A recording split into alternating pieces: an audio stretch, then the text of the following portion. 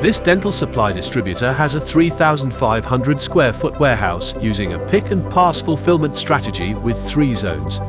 Zone 1 uses carton flow to hold 850 SKUs. Zone 2 uses 2 Kardex shuttles to manage 12,000 SKUs, and Zone 3 uses 4 Kardex horizontal carousels to manage 7,000 SKUs. To start fulfillment, the order picker sorts all available orders in Kardex PowerPick inventory management system by box size and manually creates a batch with 20 orders. 4 large, 10 medium, and 6 small orders to fit the custom batch cart.